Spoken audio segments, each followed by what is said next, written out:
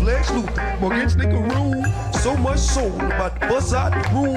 All different flavors, way more than 32. Come with these shoes, you can't mess with these dudes. Nike Reeboks, about soccer knees.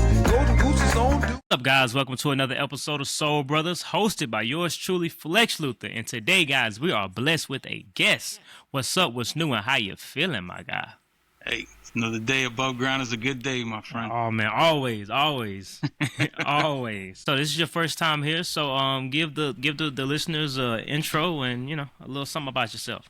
Absolutely. All right. So my name's Rick Mestre. I go by Uninstructed Vision on Instagram, on Twitter as well. I've been on this app, if you will, for about Instagram started sometime around 2014, maybe 2015-ish, around that time.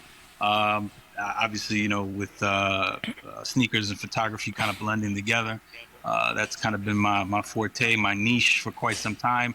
Continues to be that, and I honestly don't think I'm letting that go until the casket drops. So, I like it, man. You good at it, so you don't need to put it down. You're good at it. You can just keep on doing it. There you go. I like it, man. So we'll start out with what's on. What did you have on feet today, man? So I'm actually home right now. My day ended, but I brought them out anyway to match the shoe or the sneaker. I had the neons on today. Yeah, just to keep it calm and demure. Yeah, okay.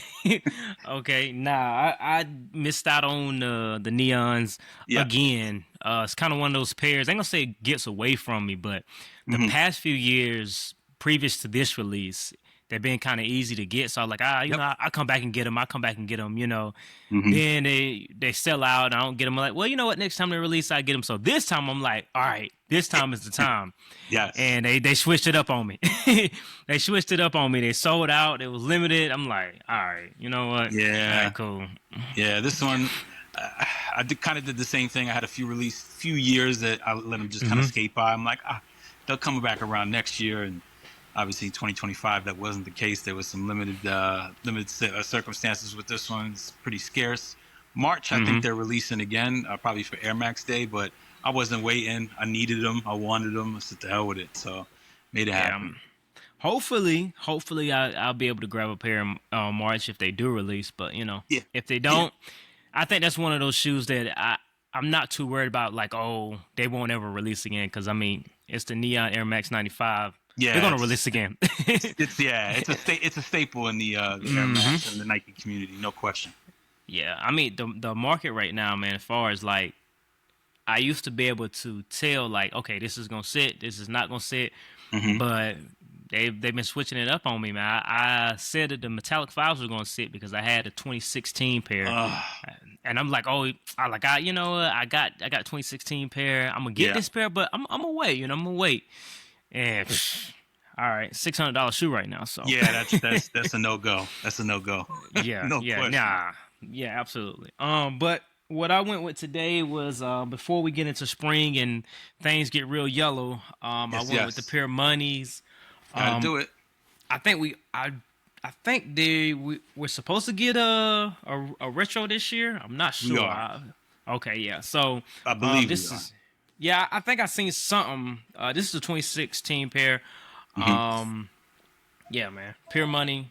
There's not too much that needs to be said. No, that's another staple in the collection, no question. Yeah, man. I wasn't able to get the first time around, so it's kind of one of those shoes that you put on your list, and I'm like, all right, next time, I got them.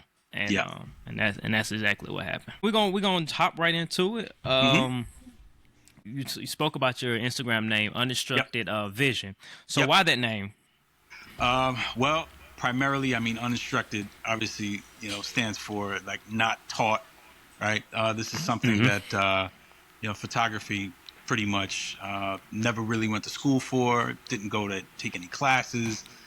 No one really helped me with it. I went and I learned little by little, via YouTube, doing some research on the internet. Never took, like I said, official classes, never went to college, haven't been trained in anything. Kind of just followed the basic principles that you could find on YouTube and just started implementing it little by little. A lot of it was trial and error. A lot of it was, kind of understanding, basic principles, the camera itself, and, little things like that, and then finally just having the vision to put all that together, right? And try to, make it so that it was my own kind of thing, and not, be among or run among the crowd and just do things a little bit differently. So, reason why, that's the name. There you go. I like it. Do you ever look back at your work and it's like, you know what, like I actually did this without any training, without any schooling, now that you're how long have you been doing photography? So I started out again when the app started, just using my iPhone and learning little things here and there. And then I met a couple people through the app that had taken it a little bit more seriously than some would have with just their phones. They were using cameras, different types of lenses, different angles. Back in the day when I first started, a lot of it was, they used to blow out the background. So it was all, blurry and, little bokeh and little things like that. So we just focused on the shoe. So that was a big thing. And then, just kind of doing it that way. And it took off. I mean, I remember when I started doing it, when I switched over from a phone camera to an actual camera, I started showcasing the collection a lot more. The algorithm was obviously not algorithming like it is now, right? Having to jump through hoops to get followers and things like that. It was simply just, take a picture, showcase it, throw a couple hashtags on, and hopefully somebody sees it, they saw it, and it just kept kept going and didn't stop. Do you got one of those classic pair of grapes about some grapes, a pair of KDs by a peanut butter and jelly sandwich? You got one of those classic ones in the cut. Yeah, it was Bread 11s with a loaf of Wonder Bread. It was I like Oreo fives with milk and some Oreos, grapes. You had a bunch of wild things that were going on back in 2014, 2015, even 2016. Some guys were using a lot of the props to do that stuff. So it's since changed. I think there's a little more professionalism behind it with the whole props type situation. But back then, forget it. What? It was the Wild West.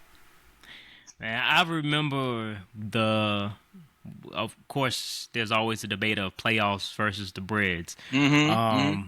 So I used to just go by whatever the brand is calling it. That's what I'm calling it. Yeah. So when the breads release, so I'm picking up my pair and I'm like, I finally got the breads, and there was a whole debate between me and this guy about how you say breads, and I'm like, I don't know any other way to say it. So I'm like, am I enunciating it wrong? I'm like, what is it? And because I was just saying like breads, like bread, and he was saying it some other way. He was like, it's like you saying it wrong. Nah, man, you don't deserve those shoes. I'm like, all right, man, I'm going home. I kind of wish those pictures would kind of make a comeback. What we see now just kind of messed up with that nostalgic with the way it was a few years ago with those pictures. A lot of it back then was just, people just wanted to get on the gram and flex. You know what I mean? It was just show you what I got, and add a little flair to it, add a little razz to it, It wasn't as thought out, I think, as it used to, or as it is now. You know what I mean?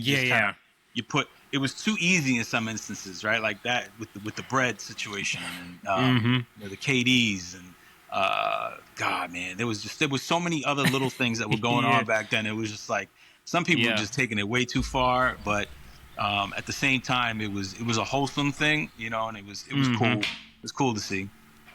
As far as collecting sneakers, you've been doing photography of your sneakers as long as you've been collecting too? No, so I'm not going to date myself here, but I am in the 1900s. I was born in the 1900s. But it's been since I want to say 90. It's about 93. First pair of shoes I ever bought. That I ever got. I had asked for a pair of Jordan 9s, the white and black ones. Everybody's calling them Space Jams now, but the white, black, and red ones. Right? I asked for those. My dad said, "Yeah, I'll do my best," and he showed up one day with the same box.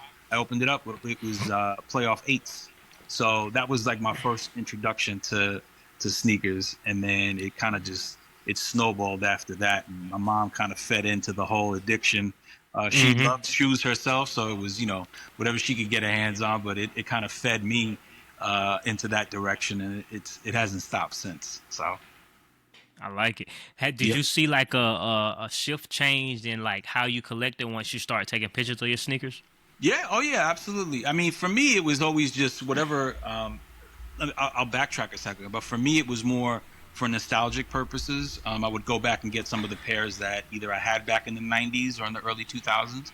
And there was great ways to source those things, right? You had eBay, you had Nike Talk, you had all these things going on at the time. So it was really just at that moment, it was just bringing back things that I loved, and then getting into social media, and then there being more access to the things that I did love. There was more availability. There were more pairs. There were more shoes coming out left and right. And it just it for me, I think around 2016, 2017, that was when it was just every other day, every other weekend. It was like pairs coming out, pairs coming out, pairs coming out. And growing up, it wasn't as I would say it wasn't as an avalanche of shoes coming at you. You basically would take a trip to the sneaker store, and for a few months, you would see, either the same shoe on the shelf or right at the front of the counter. New one would come out, and it wasn't as often. But now it's like everything is just coming at you, and you got to be real selective with what you want, what you like. Otherwise, I don't know how you gonna have a roof over your head. Like Exactly. it's crazy. It's like there's that joke I saw. It's the meme where people are throwing like sneakers or toys in a pan. They're like, showing everybody what I paid for the week. For dinner, and it's your hobby or it's your shoe. Like a lot of it goes. It's too much, man. Too much. So you got to really be reserved when it comes to these things. So. I did get caught up in the wave for a little bit, in 2017, 2018, around there. But then I just realized, you got to really pump the brakes, man. Damn, ramen's not gonna work. Ramen's not gonna work. You got to eat. Hey, you can't get fooled off that. Not because they're raising the price on that too. So I was having a conversation similar to that. Like our last year, 2025 was a great year for sneakers, and this year is looking even better. But it's kind of like a blessing and a curse at the same time because there's so much dropping. Yes. It's just like I'm forgetting, man. Like I'm literally at the end of the year, we're talking sneaker of the year. It's like, oh, I forgot Bread's released. Yeah, I forgot Metallic 5's released. Oh, I forgot about this pair. I forgot Saucony did this collab. But it's just so much, and it's not because these things aren't great, but it's just the overload. It's all of it. Oh, exactly. Yeah. The term reach back. I think we use that often, right? This year alone, we're already in 2026. I want to say first month in January, just reaching back 4 pairs. Myself, I'm like, damn. And I'm still going at it, thinking about stuff that came out the year before that I didn't get. I'm like, man. Yep, and then your previous list before 2025. I got to put that one on hold because there's so much stuff going on in 2025. I'm like, man, I got to go back in. I got to go back and get that one because. Yep. But I guess you gotta find that balance somewhere, some way, somehow. You got to find that balance. Cause like you said, you ain't gonna have no roof. You have a roof of shoes, but you ain't gonna have nothing, nothing to hold over your head. Yes, sir. As you said, photography has definitely progressed in the past few years. How do you stick to your own style or being unique? When I feel like once we find that recipe, we just everybody's trying to use that same recipe and just. All right, let me throw my flip on it and let me post my pictures. So how do you stay grounded and kind of keep your own style? I mean, it's been something that I've kind of stuck to, and I've kind of coded it within me, where I've tried to implement some things from when I was growing up. I was a big comic book head. I loved art. I loved to draw. I over embellish a lot of my photos when it comes to colors and saturation and things like that. So I don't really see many people still doing on foot shots. I see a lot lately, a lot of product photography. I've fallen victim to it because even I've jumped into that pool, if you will. But I kind of feel like doing that is opening up my eyes to other things when it comes to some of the photography that I've been doing, like with on foot work.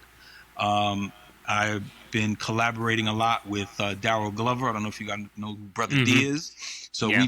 we worked a lot together last year. And then this year, obviously, we'll probably connect for a few times, obviously, in this year to get some things going on. But some of the things that I've learned during those processes of like doing stuff for product photography is some of the things that I want to implement with what I do with him. But at the end of the day, it's a sense of just being fulfilled from an artistic standpoint. Like if I love it and I feel it looks good to me, and I know that I'm good with it, it could technically look like someone else, right?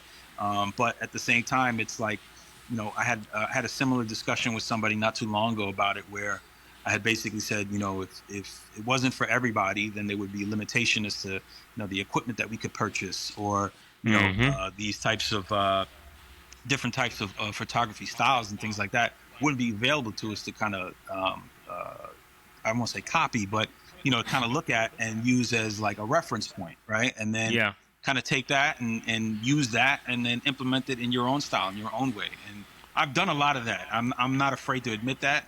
Imitation is the best form of flattery in some instances, but I won't directly like plagiarize, or in this case, like take someone's actual style, right? But I will try to incorporate those things, and then little pieces into those recipes, and make my own at some point. But it's tough. It's a heavily saturated market. Everybody's getting cameras now. You can go to a store and pick it up whenever you want to. So is it hard? Yes, it's hard. But at the same time, I think that's what makes it fun, is being able to kind of put things out and try to stand out against some other people and other individuals and what they do. And I applaud them. I think, everybody that's doing it, that's their thing. Don't get me wrong. I kind of feel like I do have my own lane to a degree. And I do speak to people from time to time about inspiration and things like that. And if I can offer any advice to them, it's just, take what you can get from other people, but then eventually, get your own gumbo. You know what I mean? When you're done with it, you know what I mean? So do you ever feel like there's times where you may see something, you're like, man, I gotta reinvent myself. I gotta try something new. I gotta separate myself.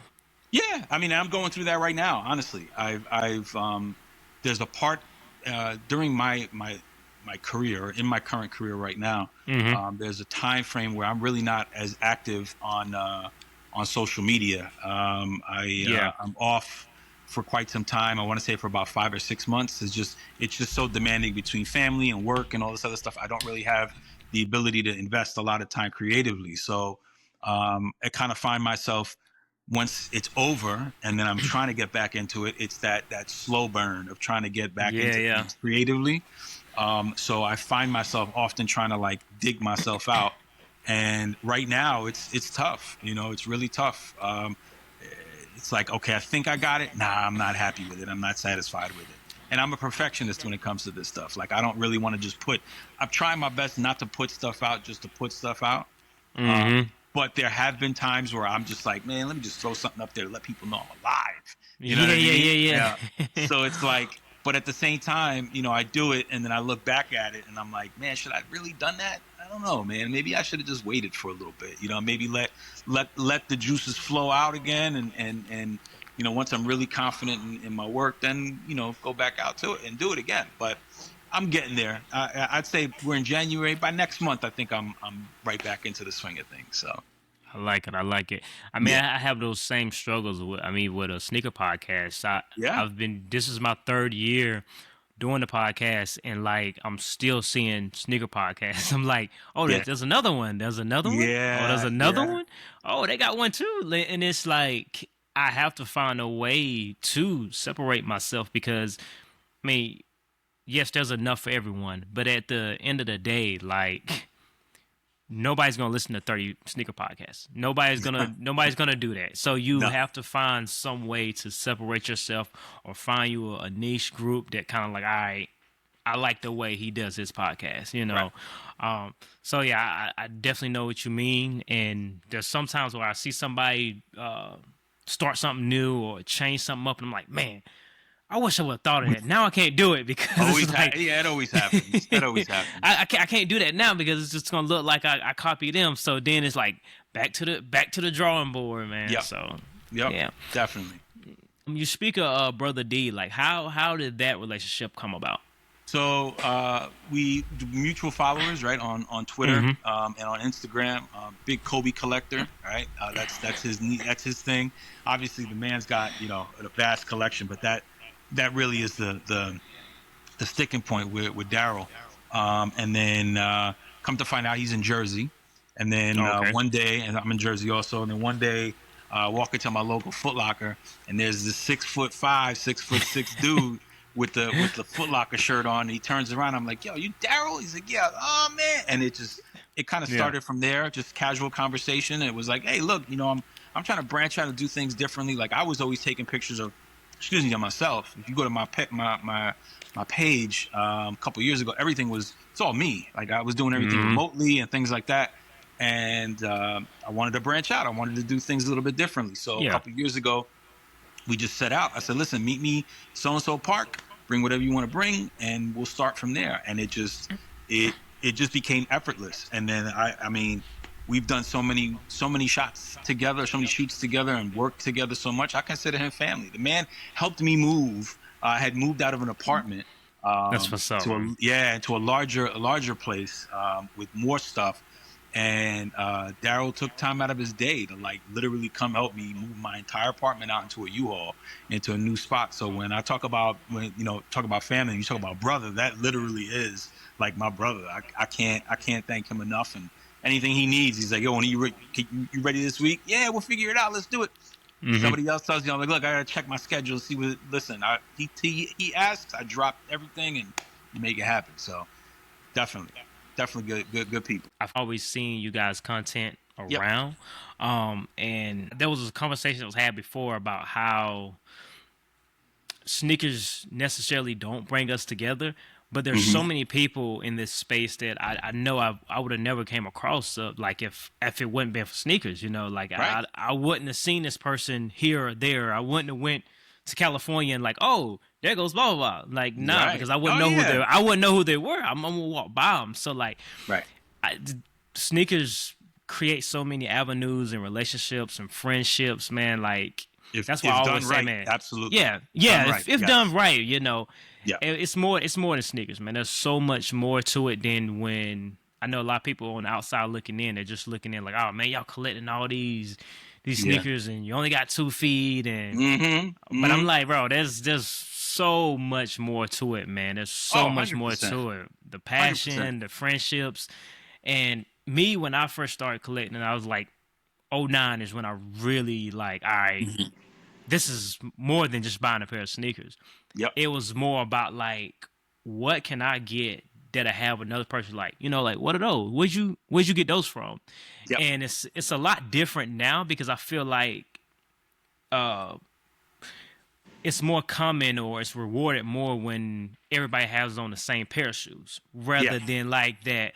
Oh, what are those? Where'd you get those from? Them fire. Like, it's kind of like, oh, you got on what I got on. It's not how it used to be. No, I think a lot of it, getting into it and even like growing up, everything was regional, right? Like everybody talks about like phone posits are like, the DMV is the phone posit, right? New York was like the Air Force One of the Uptown, low town. That's debatable. There's different shoes, different regions, different locations, and things like that. And I think now with obviously with access to the internet, e-commerce, and all this other stuff, it's difficult to just kind of be in your own area and feel like, this is me. You could technically go out now and look like somebody that's living out in California if you really wanted to, in terms of what they're wearing. You know what I mean? Yeah. So it's definitely, there's a lot of influence now, and that's where that whole influencer trend came in. And doors kind of opened up and haven't closed, and I doubt they're going to close anytime soon. So, those days are gone. You really have to do something to kind of stand out now to definitely be different, no question. Was there a struggle with just seeing the progression of how sneakers are changing, like you said, with the influence and the regional style and signature kind of really non-existent? Yeah, I mean, growing up and everything, it was a little different because it was like you said, what you got on? What's that? Where'd you get those from? This, that, and the third, right? And then you know, kind of building relationships off of that. Everything was cool. And now it's just kind of, again, you can go on Twitter right now and you can see I'll give you a prime example. Sneaker politics. Sneaker politics is in I believe in Louisiana, if I'm not mistaken, right? Louisiana. They just dropped the Saucony Grid shoe. Shout out to Jared Moody, by the way. Yes, they just dropped the Saucony there. It was in the old days that would have been just region specific to them, but like everybody's was able to get it. Limited, but everybody got it. Everybody that really wanted it was able to get a pair. So it's kind of gotten away from that a little bit. But at the same time, it's like it's a double-edged sword, right? You want to say it's a good thing for everybody, because if you really want the shoe or you really want, you're going to represent it well, then great. But if you're going to kind of make it a transactional thing and buy it because you're going to resell it or you're going to use it for clout purposes to try to, say you got this, that, and third, I don't know. It's tough. Yeah. It's a tough subject to touch on sometimes because, I fall victim to it. I'm not gonna lie. You know what I mean? There's certain things that, I couldn't get my hands on that I wound up getting my hands on, but, because of its availability. So yeah. And I know, like I said, like in my early days of collecting, New York was viewed as like you would collect the sneakers, but then it was like the New York sneaker scene. It was just different to the people in North Carolina. It was just like, nah, that's a different type of collecting. Yeah. And now there were certain releases, Galaxy Phone Posits and stuff like that. Of course, the want for them, the demand for them was, high, but nothing like it was there. We didn't have the week early, 2 days, somebody sleeping in the tent. Nah. So when I thought New York sneakers, it was just like, nah, that's different. That's a. Oh yeah, listen, we would go to the stores and we would pay an extra $50 to get the pair early if we really wanted it. Like they had it the week before, and guys would camp out, sure, but if you knew somebody that knew somebody, give me a extra 50. I remember walking into a store, Cool Grays had just dropped in 2001. And they were behind the desk. They were behind the register, and the girl was like, "You want a pair? $50 more." So I'm good.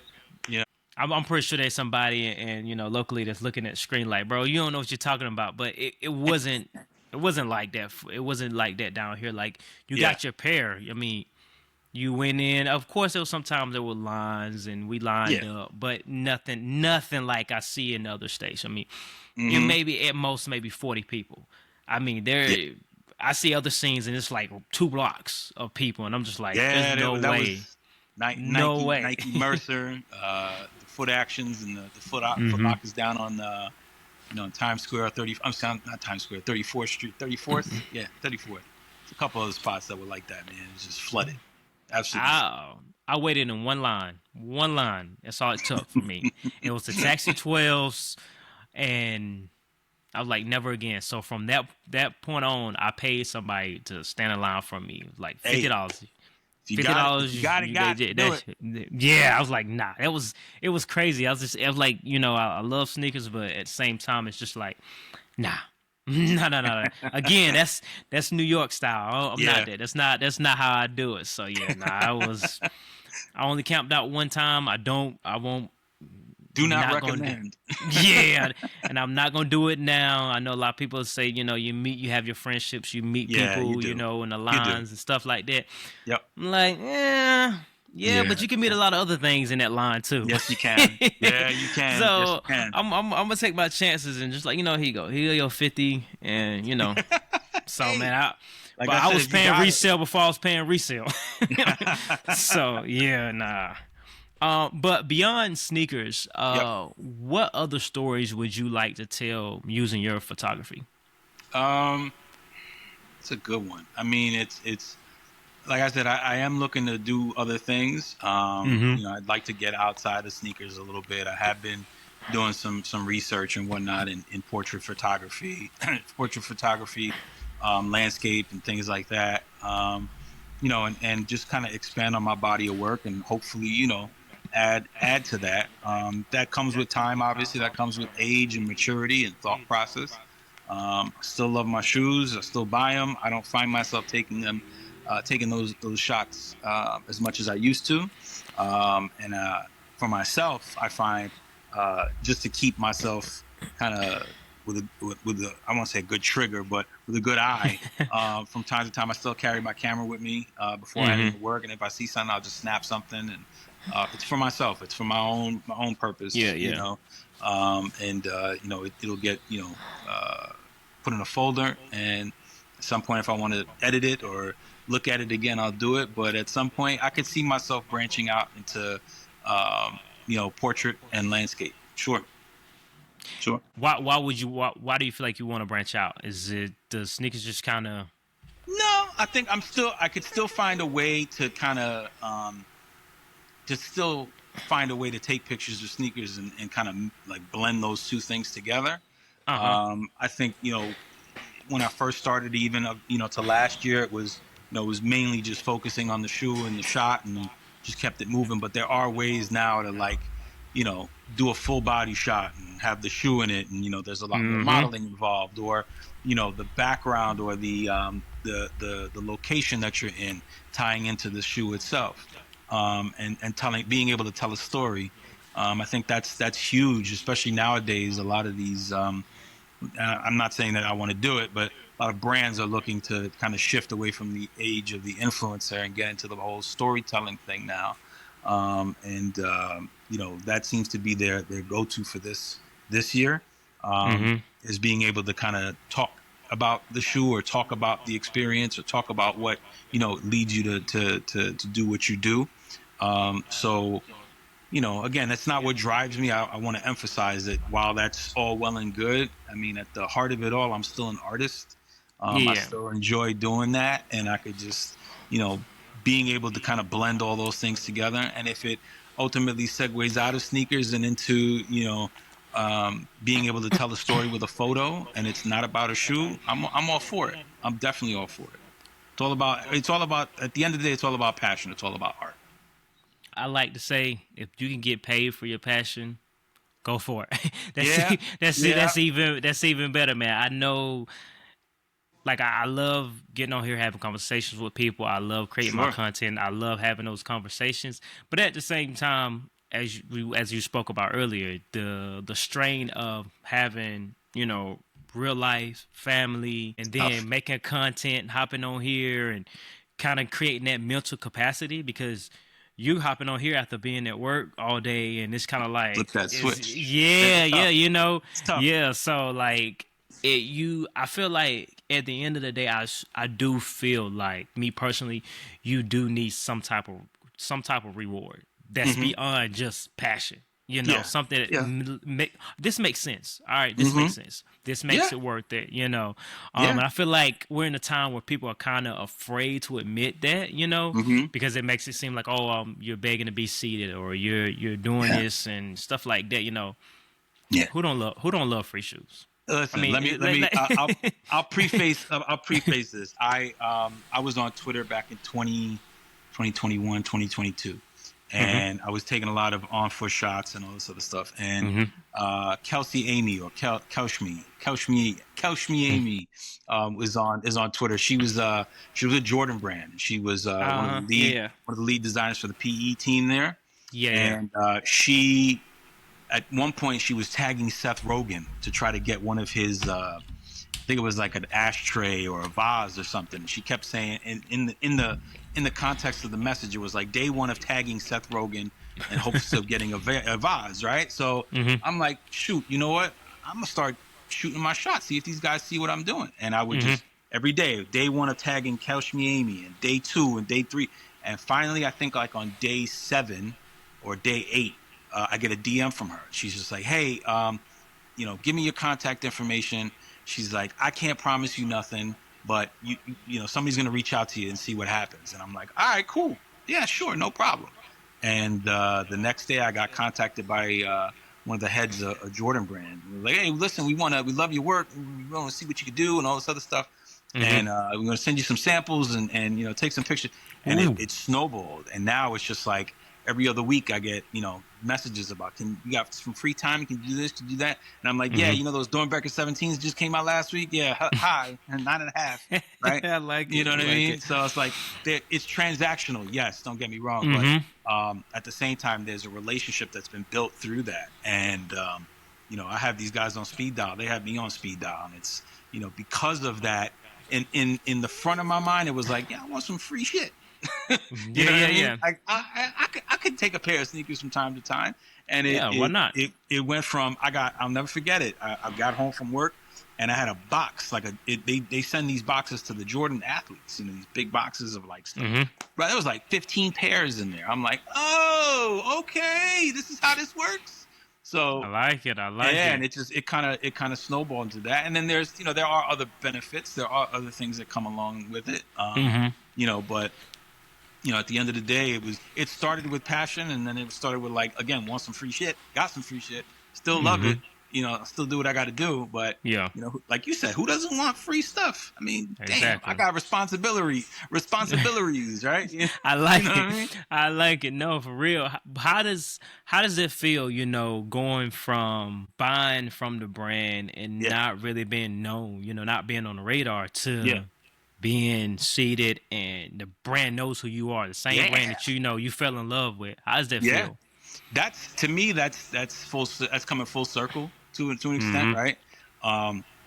Knowing that they know me. I've had sidebar conversations with some individuals that are either with Nike basketball, that are with Jordan brand, that are just with Nike in general. And there are things that I do for them that you don't necessarily see on social media.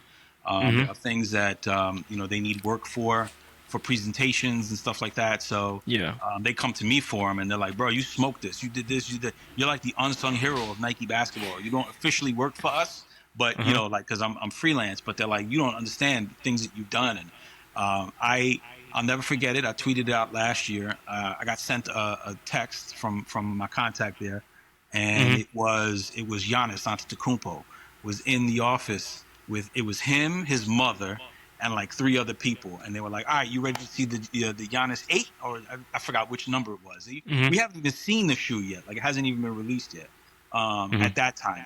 And he's like, let's go with his Greek accent. And the first thing they show is the shot that I took of the shoe, and he starts doing his Greek dance, snapping his fingers, and he's like bugging out. And in my mind, I'm like, yo, this is crazy. And I'm an emotional cat. I legitimately started tearing up. Like, yo, I can't believe that a professional athlete is reacting to a photo that I took. You know what I mean? So like, that took me back for a second, man. And to know that that's how I'm looked at. Them. Absolutely. That's full circle. That's a blessing, man. I could stop tomorrow, God forbid, but I could honestly say that there are some things that I've done for them and that they've done for me that have really kind of just like encapsulated the whole journey, and it's been fun.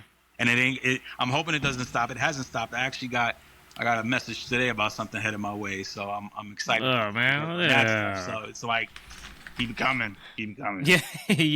Nah, man. Like I said, I feel like a lot of people kind of, just because of the perception of how when you say things like oh, I like free shoes, I like free stuff, people just kind of take it as, oh, you're only doing it for this. And again, when you've been buying sneakers 10 plus years, 20 years, it's like, why not? Yeah, why not? Yeah. Why don't I? Absolutely. You don't think I feel like I deserve a pair? Why not? Of course. Send it my way. Let's keep this going, So I'm always grateful when I am seated, but I'm also like, keep it coming, Absolutely. I'm not mad at it. I've been buying sneakers for this long, so it feels like, all right, you've made it to the next tier of collector. You've made it to the next tier. So that's why I'm like, hey, if I can create content and put my passion into this and get seated, why not? It's all fair in it. Yeah. But before we close it out, one more question. Sure. When years from now, when put your camera down, What do you want people to say about your work? I want them to basically look at it and be like, yeah, he had his own style, his own little way of doing things. He didn't stick to the same old stuff. He didn't try to be like anybody else. You know, he had some heat, but he also like showed love to GRs if we're talking sneakers, right?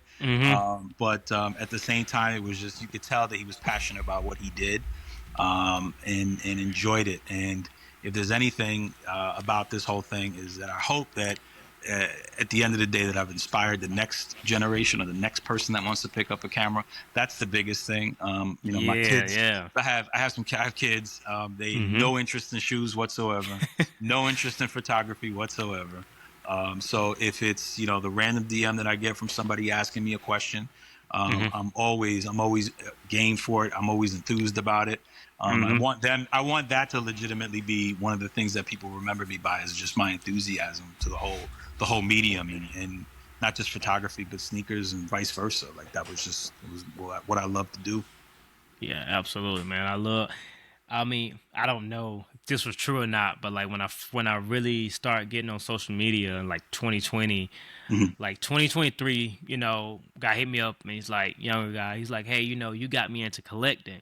And to me, that was more rewarding than anything, because it makes me think back to like the people that I was like, oh man, this is the person that got me into collecting. To know that I'm viewed as someone that got you into collecting is like, that's crazy. I feel like that defeats the feeling of being seated by a brand that you've been buying from years, because it's just like, you don't see yourself in that light. Hey man, I'm doing what you're doing. I'm buying sneakers. Listen, I'll tell you right now that the whole, you know, the situation that I gave you before about being in connection with everybody at the brand, so that could go away tomorrow.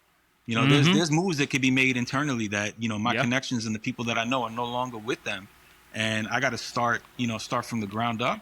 If that was the case, then okay. But I mean, it wouldn't deter me from still going out there and buying, or, you know, taking photos and whatnot. But you know, it helps, sure. But at the end of the day, it's still all about, you know, about the medium, about the art, no question, and making and inspiring that next person, no question. Yeah. I mean, but the good thing is you're building those relationships. So like, even if they do, you know, move brands or go somewhere else, you kind of got that connect, you know, because, you know, in my experience, most people that work within sneakers, if they do move, they move to another brand or something similar. So it's like, all right, well, you know, I know you, you know me, and like they still hit you up like, all right, well, I'm here now, so you want to work? It was, and that's what happened with me. They went from Jordan Brand over to Nike basketball. So like, I was doing a lot of Jordan Brand stuff, and now they're over there. I was seeing, you know, GT Futures and stuff before Wale was seeing them. I'm like, that's but I can't say nothing about it. You know what I mean? So it's like, all right, I had pairs of Ja 3s before they even hit the market. Like I was looking at them saying, and they weren't even done, you know. And I'm still getting stuff now that I'm like, to backpedal for a second. I was just I took photos of the Ja 4, and a few other pairs that haven't even hit market yet. You're not going to see them until like sometime next year, basically. And it's just like, I gotta say, mum's the word. How you do that? How you do that? How you hold that in, man? It's just internally, it's a code. I don't like, you know what I mean? It's a bro code, you know? Yeah, I like it. There are, you know, in-house, you know, obviously, you know, people have seen some things, and my son is he's big into NBA 2K and all this other stuff. So he's like, all, you know, with the video games. He's like, who's that one? And I'm like, it's Ja. Oh, okay, let me see. Oh, I love these. Oh, okay, those are fire. Okay, I like these. Yeah. What are they doing with these? Oh, that's bad. Oh, don't do that. But it's easy to want to have to take those photos and just blast them out and take the clout for it and ruin a lot of the things, right, that these guys are trying to do.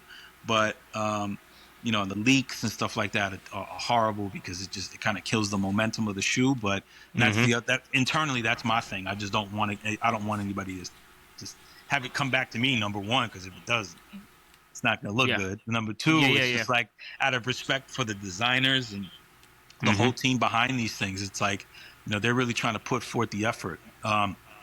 Again, like I said, with the 3, the big talk with the 3 was basketball sneaker of the year, and how Shea shouldn't have won, and Josh should have won. And I remember looking at the shoe when they sent me, and they sent me like a whole bunch of colors of it. I'm like, damn, it looks like a Kobe. I'm like, but no, it looks, well, no, wait, it's his own shoe. All right, and there were little things that were a part of it, and it's just like, yeah, all right, I could see where they got that from, and but just to see it from from sample to retail is an amazing process, amazing thing, and that's mind blowing. It's mind blowing. Do you ever get to keep any the samples or Yes and no. Some stuff I'm told I need it back. We have a presentation this week. Send it back to me. Some of the stuff is just like, you know what I mean? Like we sent it to you, but we didn't send it to you. I'm like, all right, So I have some stuff I can't show. That's actually there's nothing here now. I actually sent everything back. But in the past I had tons of stuff that was just sitting, and it still is. It's in storage. Maybe at some point, if my relationships have kind of faded and there's really no potential for things to kind of get a little tricky, they'll come out. They'll come out. I took a couple pictures of some of the stuff I got early on, but then I was like, you know what? Let me just ease up here. So yeah. Nah, you gotta know your limits. There's balance. There's a balance to everything. But hey, I mean, shout out to the people that because there's been times where I've gotten samples and PEs, and I'm like, man, shout out to Elliot, whoever Elliot is, because like whenever it's like a sample, or sometimes they have like the person's name on there. Yep. So like you get the sample box and it's like John. I'm like, all right, shout out to John, brand of Nike. It's the box with the little white tag that's on the lace of the shoe. Yeah. And luckily enough, 9.5 seems to be that sweet spot for a sample. So like most shoes are sampled in a 9.5. So yes. I'll take the sock liner out and I'm good. So I'm a 9.5 officially. I'm at 9.5 in Jordans. I'm a 10 in anything like typically Nike basketball I'll do 10 because the majority of the shoes that are there are like very narrow, and they have slender feet like Kobe's and KD's and stuff like that. So I'll take the insole out and maybe wear like a thin sock, put it on. And it's cool, But yeah, it's nice to be in that wheelhouse when it comes to the samples. Yeah, it's nice to take them out for a drive. Cause like I said, man, I when I started collecting, it was all about the neck turn. Yeah. Like wait, wait a minute. Them ain't those got a different tint to them, because most samples like the slight things, shoestrings might be different. They might be the midsole might be red instead of black, or So they sent me a pair of Jordan 14s. It was a Jason Tatum PE. It was the Mustang. If you go back on my page, if you go back to my page and look at like 2021, 2022, I had it's all black. It's patent leather, red with like this silver trim on it. I know exactly what page. I did a video on it. Yeah. So I was visiting my girlfriend then was living in Florida. And I took a flight from Newark to go down to Florida, and I'm sitting there waiting for the plane to dock and all this other stuff. And I threw them on, and I remember this guy, never forget it, had on a pair of Flints. He's walking past me.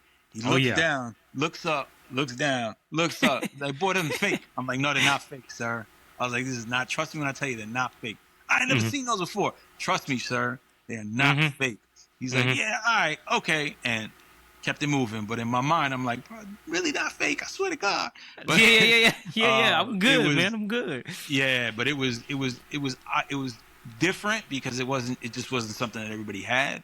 And it's one thing when they're limited, right? And you have a pair, and it's another thing when it's like nobody. Only Jason maybe, and like maybe a couple of his friends maybe had a pair.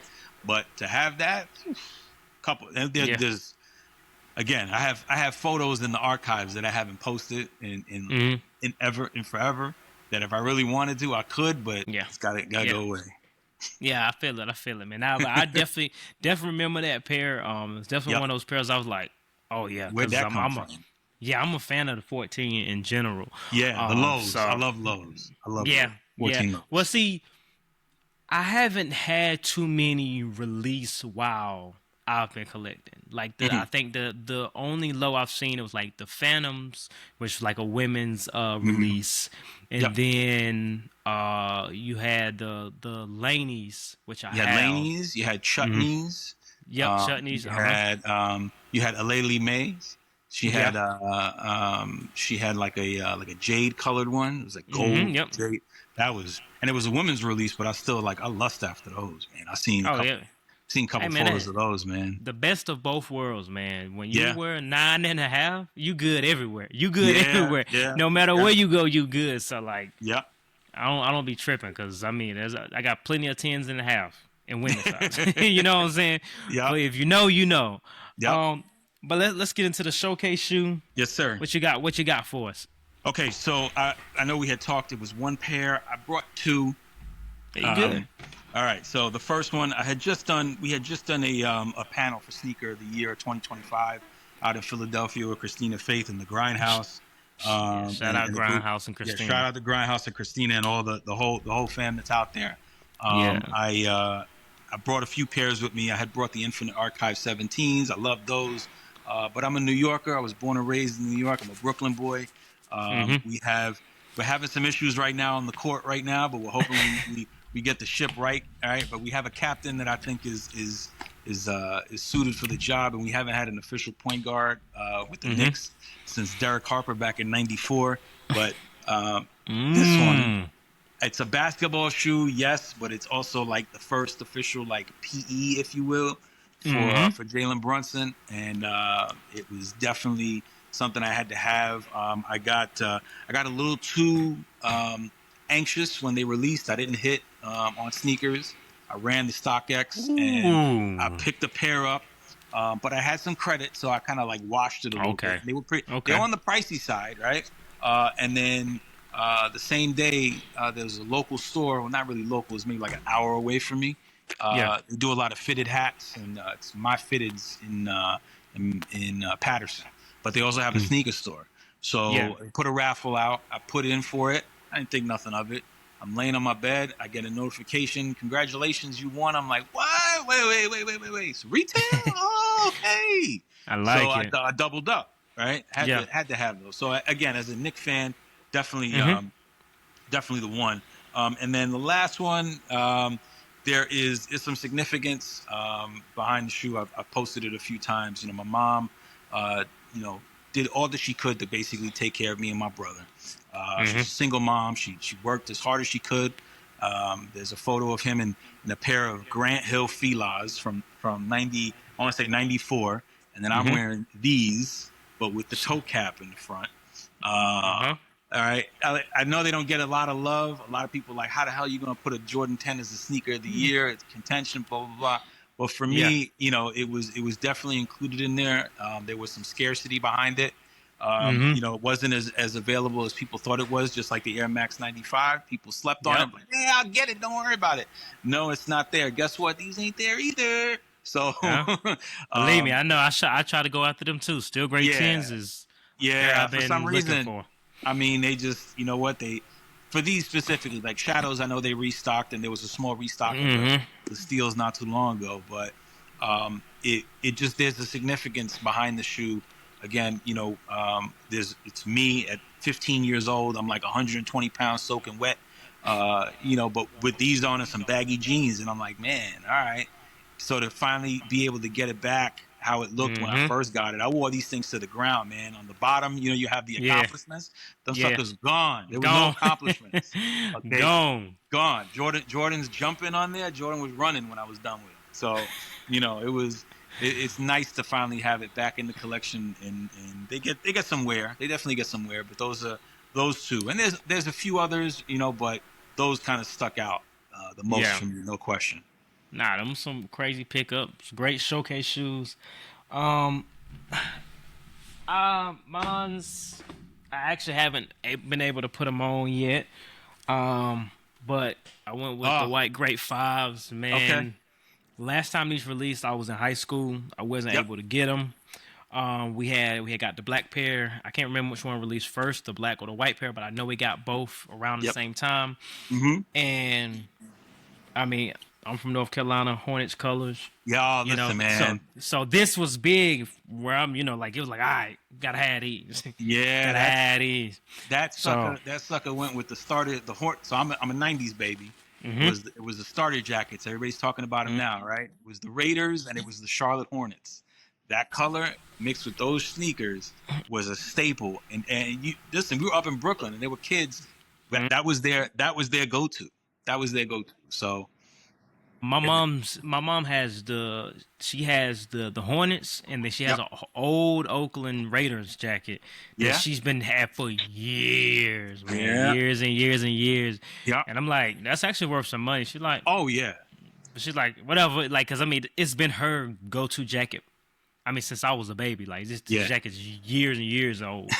But I like sharing that stuff with her. When I see her with that stuff on, I'm just like, cause she's got like a pair of like old Nike boots, like way old Nike boots. And I'm just like, you could probably get them a good $350 right now. And like I said, she ain't worried about that. She just throws them on and keep going. That's it, man. And one thing too, I'm noticing, I could see myself in the corner, but you're talking about like old stuff. We talk old nostalgic and things like that, but the smile that it brings on your face sometimes, it's like, it's priceless. You can't put a price on that stuff. You know what I mean? Like if I could go back, I remember I had a Duke starter jacket, and I want to say I had a Knicks one. But it was just like, it's remembering all that stuff and the memories that come along with it and things that you did while you were in that jacket. It's a fun feeling. It's a good feeling. Yeah. My mom, she has like soda cans. It's way before my time. But it's like Duke, there's Tar Heels. She's got a couple of them. I'm like, it's way before my time. But it's pretty cool that you got them. I mean, just looking at that stuff and, vintage is back in style, I guess you would say. Absolutely. So, everybody's trying to find the old stuff. And like I said, I like, my mom has the old Felt Albert Platinum jacket, FUBU. Oh, okay. Those are re-releasing. Yep. And I was telling her about it. I was like, you might not be able to get it this time around because people are going crazy for it. Because like she wants it just because she's been wanting a new one for years. FUBU doesn't really release like they did years ago, or it wasn't as prominent in every store. So like she's like, I've been looking for this jacket, and I want me a new one. I'm like, I don't know if you gonna get that one this time around, but because I seen it online, like the old one, like going for like $700. I'm like, crazy. Like the stuff that there's things that, I mean, like I said, I'm a 1900s baby, but there's stuff that I grew up with that had I kept it, man, I can only wish. But my grandma always told me, man, don't throw your stuff away. It might be worth some money one day. That was so. Yeah, I learned the hard way. Yeah, I think that's where I get my collecting habits from. I feel like there you go. Just a nice way of saying, just a nice way to call a hoarder collector. Yeah, a collector. A collector. Yeah. Man, but I appreciate you hopping on Soul Brothers podcast, man. Taking time out your day. Is there any closing remarks? No, I mean, truly, just biggest thing I tell everybody all the time: stay true to yourself, stay true to what you're doing, be humble when you do it. If you have. If you're trying to get into this space and you're trying to just, if it's sneakers, if it's photography, if it's art, whatever, don't be afraid to experiment. Don't be afraid to reach out to the people that you consider to be your heroes, quote unquote. They always say never meet your heroes and stuff like that. But if they're people that you admire, the people that you want to emulate your style after, don't ever be afraid to either reach out to them, because if they're really genuinely good people and they care about the medium, they care about the art, they'll be happy to answer any questions or walk you through it step by step until you get to where you got to get to. So never be afraid. There's a guy that does fitted hats, and he says never be afraid to create, and it's true. Never be afraid. Just go in and do what you got to do. I like it. And as I always say, guys, love, peace, and sneakers. So brothers,